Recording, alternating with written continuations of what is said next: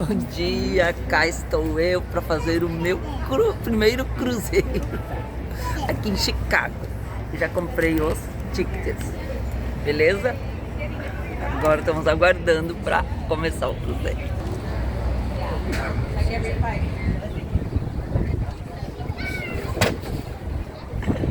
Chicago River Architecture Tour. I'm Captain Julia. The speed quick safety announcements for you. You are currently aboard the motor vessel Lila. That's the one. We have a lot of elevators in the fleet, a couple boats in the fleet. Lila is a U.S. Coast Guard inspected passenger vessel, which means she meets and exceeds the Coast Guard's requirements for safety and training. In the very highly unlikely event of emergency, your uniformed crew will help distribute life jackets. Upstairs and downstairs, the bar and restrooms are downstairs, but just keep your feet on the floor. Do not step. In 2009, designed by Skidmore, Owings, and Merrill Architects, hometown architecture, and raised Mr. Adrian Smith. Now, the Trump Tower on the right is the second tallest stories. And what I want you to notice is the different roof levels. The lowest roof of the building is the same height as the building with the clock tower right behind us. And the second highest roof of the tower, singular building, is AMA Plaza. That's American Medical Association. It was built in 1973, designed by Ludwig Mies van der Rohe. Now, Mies van der Rohe was a pioneer of this and the resulting style we call international style or black box modern style. Now, Ludwig Mies Goldberg was inspired by nature. He said there are no right angles or square shipping vessels that would come in from Lake Michigan and dock at warehouses like this to load and unload goods. It's a mixed-use office building today, but remains a window to the river's industrial past. And we do still have a commercial maritime port on Lake Michigan in Chicago. The Great Lakes are still commercial shipping lanes, but the Port of Chicago is on the south side today, not downtown on the river like when the Reed Murdoch Center was built. Folks, let's look directly ahead, because directly ahead of us, way up high behind me, you will see the Salesforce Tower. It's the one that says Salesforce on it. The Salesforce Tower was just finished last year, 2023, designed by Clark Pelly Architects. The land that the Salesforce Tower stands on was a parking lot 20 years ago. Tower. Look closely so you don't miss it. You're right, it's actually pretty easy to spot. But that's the Merchandise Mart, extra large and in charge on the right. The Merch Mart is from 1932 code or postal code. That was 60654. Folks, let's look around here. Hello. Around here on either side of the boat, this is where the we're going to look on the left side of the boat in the direction of travel. Folks, I'm not going to talk about that one with the narrow base quite yet. We'll talk about that one later. But for now, in front of us and up to the left, there's this glass tower with the arch at the base. The glass tower with the arch at the base ahead to the left is River Point. It's by Picard and Chilton from 2017, and it is LEED Platinum certified. That's leadership in energy and environmental design. Two key factors in earning that building its environmental architecture award are that it was constructed using a lot of recycled materials, and it used that was the other one. Sorry, every once in a while the phrases I use in the tour just fish on the walls and the porthole windows near the top.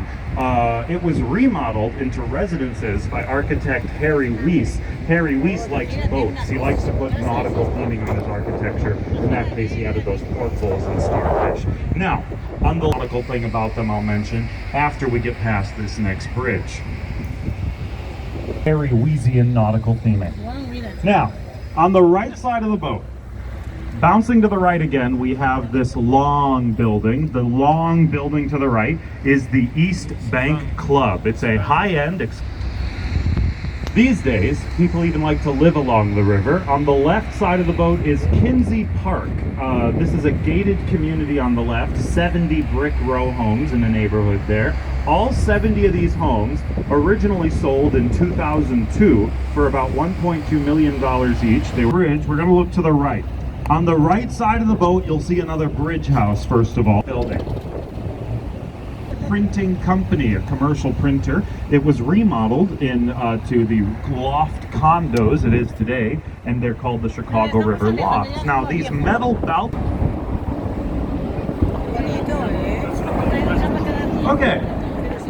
So ahead of us and up to the right, there's that glass tower with white steel beams pointing up the wall in a chevron pattern. That's Erie on the Park with the chevrons on the walls. To the right of Erie on the Park is a glass tower with white balconies that resemble scaffolding. Mr. Aaron Montgomery Ward. They were the largest retailer in the United States by annual sales at various points in the early 20th century. At that time, they did not own a single physical store. They were only a catalog mail-order retailer, and they were headquartered here in Chicago for their entire existence. This was an old headquarters of the company. It's from 1912, just saw. The Montgomery was the company's last headquarters till they went out of business in 2001. Now, after we get past this bridge, I'm going to have you look onto the roof of the building we're passing right now. So, look to the right and up and behind us. There's a green statue on the roof of the building, the old main warehouse to Montgomery Ward's. It's from 1912 by Schmidt, Garden and Martin. It's over a quarter-mile long. Now, when Montgomery Ward went out of business in 2001, portions of the huge old warehouse here were abandoned until 2000. Tribune on them on the left. So they're on the left, but they will be on the right because that's how it works when the boat turns around. Anyway, so in front of us to the left for the moment, there are those two big, the smaller of the two, the one that's a bit closer to us, also has a big sign on it that says available. The Tribune doesn't use that one anymore. Star is another World's Fair. The Century of Progress Fair, which we hosted in 1933. The Century of Progress Fair was physically bigger, made more money, had more visitors. We hosted it for twice as long. Are the 4 F's. Fort, Fire, Fair, Fair. Fort, Fire, Fair, Fair. 4 red stars on the Chicago flag. Folks, there's a beautiful view down the left. There's a beautiful view down the river to the left. Enjoy that view. I'll get back on the mic with architecture in just a moment.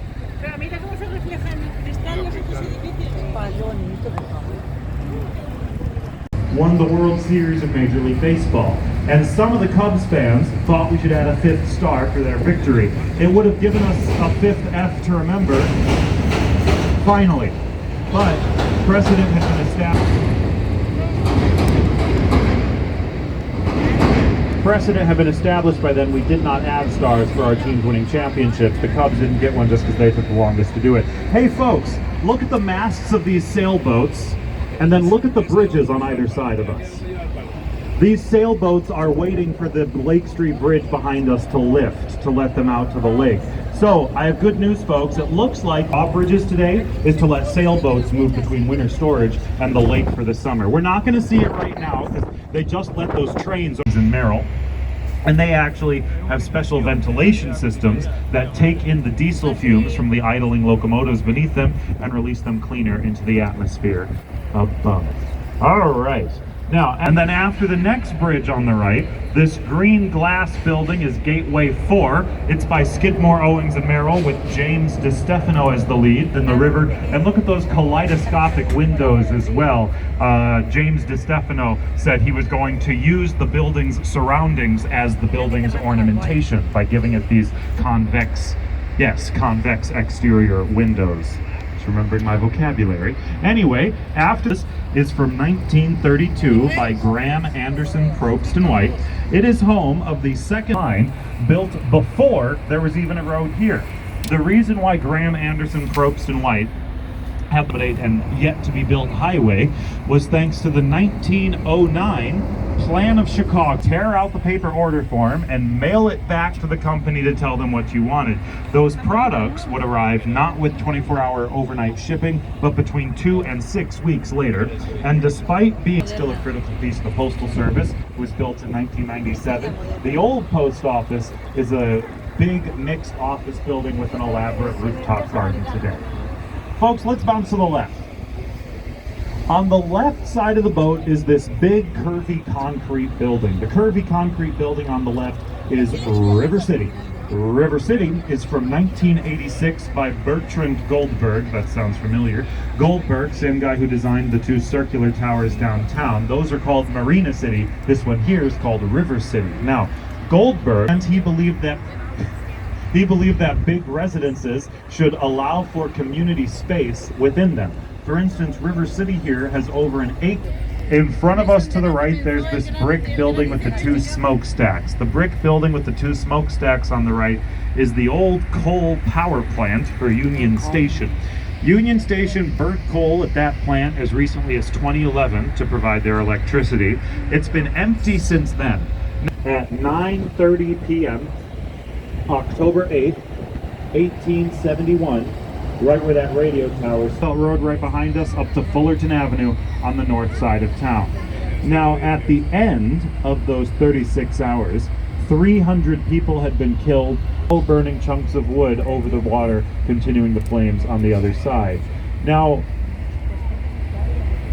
despite how devastating it was, among the 100,000 people who were made homeless but survived the fire, hardly any of them moved away and stayed away. We did not suffer a lot of population loss among the survivors of the fire. Most of the people could not determine a start to the fire, and we don't know what started the fire today, and in all likelihood the O'Learys are as likely as anyone to be innocent. Fire began is where we train our firefighters today, DeCoven Street, where the O'Learys' front door once stood. Now we have to move on quickly here, look to the right, but it's technically still operational. It's inspected annually to make sure it doesn't fall into the river. Let's see here, it is park on the left is Ping Tom Memorial Park.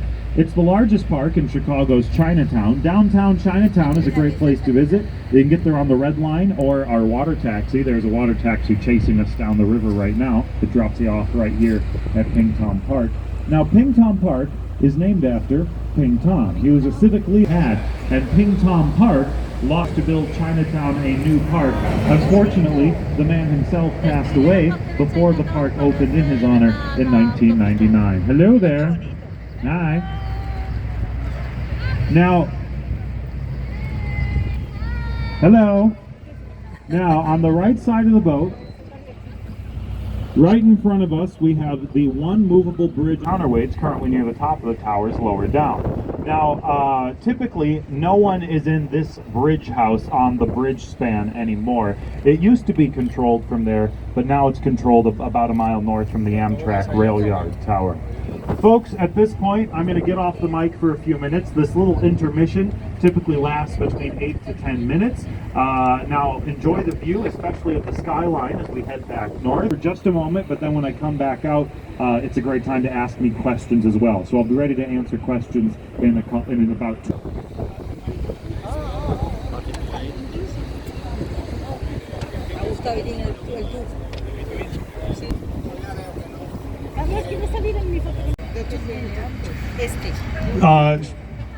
Those settlers might have chosen a different name from the Potawatomi name Chicago or Chicagua, translated to the place of bad smells. That's true. It's because the river flowed through that swamp, and in that swamp grew a species of small wild onion.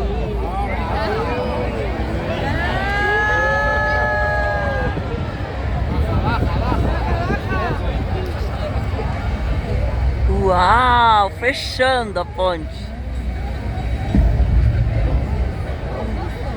Ah, que legal. Porque tienen ahí unos barcos, hay unos veleros con el palo.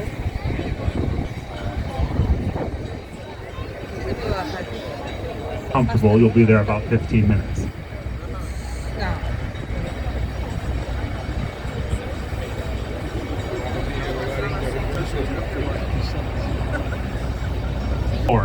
With the concrete ornamentation, with the concrete ornamentation going up the walls.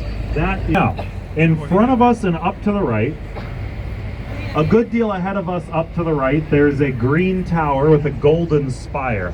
Green tower with gold on top up to the right.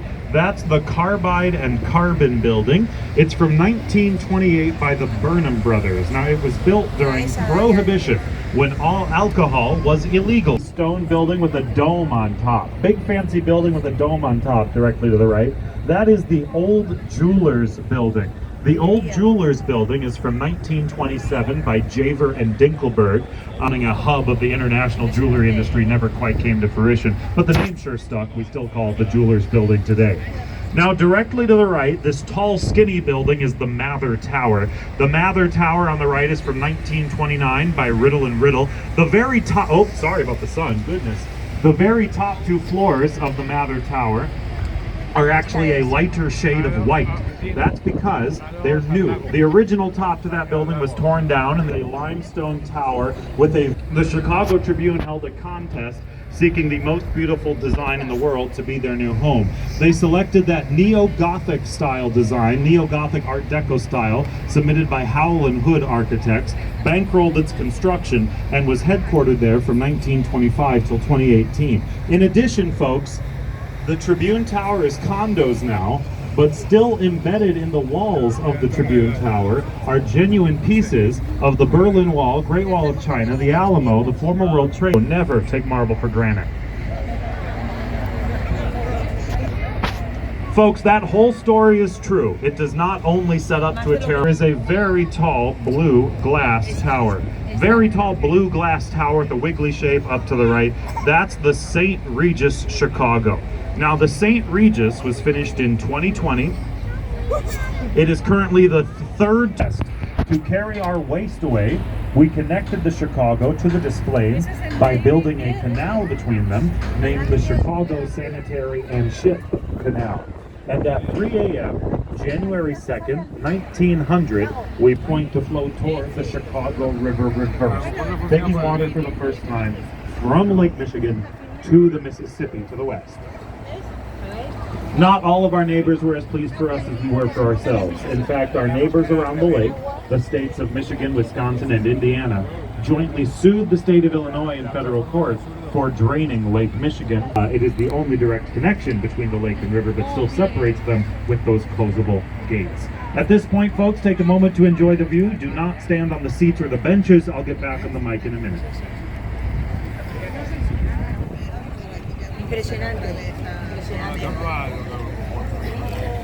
After the fair, we shipped it to St. Louis for the World's Fair of 1904. After their fair, they sold it for scrap. So you cannot take the world's first Ferris wheel for a ride anymore. Okay, catching back up. To the right and a bit behind us, there's that curvy dark steel tower. Curvy dark steel and glass tower that we passed to the right. That is Lakeville.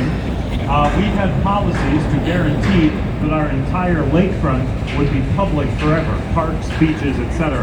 Technically, the public lakefront is not interrupted by Lake Point. So French Beaux-Arts style with a matching top and base, but it uses French Renaissance style clay moldings as ornamentation, so a lot more intricate looking 20th century Chicago architecture, because in the early 20th century, terracotta clay was seen as having a lot in common with Chicagoans, being cheap yet easy to make look fancy while also being fireproof. One of the earliest fireproof materials we used to protect our city. So the Wrigley building here, being an icon of Chicago, the owners of the Wrigley building, they spend a lot of money making sure their terracotta is healthy and pristine on the outside of the building. But in the far-flung neighborhoods of the city, you'll still find lots of old terracotta-clad buildings, and the terracotta is cracking, sometimes crumbling off the building. If you ever see scaffolding on the sidewalk at the base of a building, but